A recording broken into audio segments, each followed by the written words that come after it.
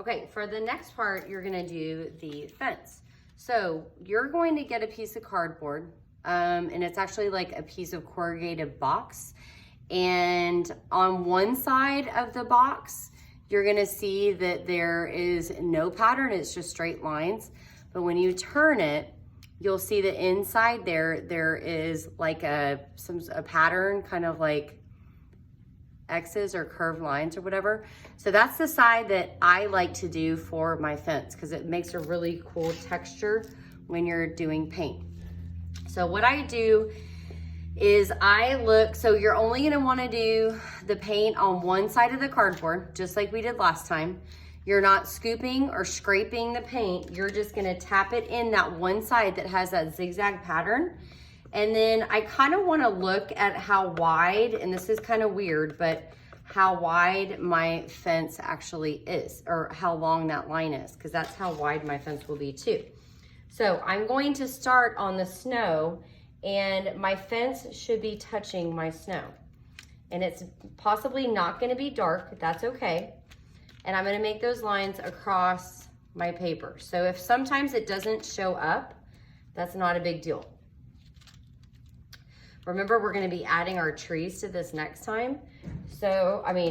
Today. So if there's a part of it that you don't like, you can actually just put a tree right on top of that fence part, okay? So now I have all of my vertical parts for my fence.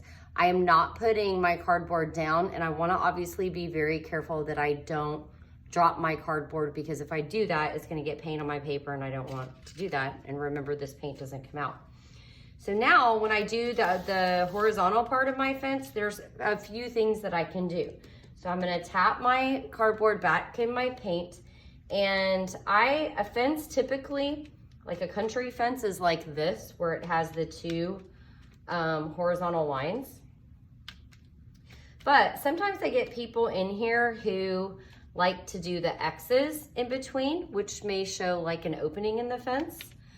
Or I do have people who kind of like to show that their fence might be kind of broken down, like it's falling apart in areas, and that's okay too. So you can kind of be creative in how you do your fence.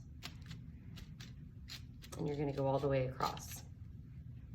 Now, we're gonna do a practice with this first on just a white sheet of paper. So don't worry, you'll kind of get the hang of it. At any point, if you need another piece of cardboard, you are welcome to throw yours in the trash and then get another one. If, when you're done with your fence, you're not gonna put your artwork on the dry rack yet, because we still have to add the trees, but you are gonna throw your cardboard away, and you're gonna throw your paint in the trash and then wait for the next part. You are gonna need to hold on to your scissors and your glue, because you will need that for your trees.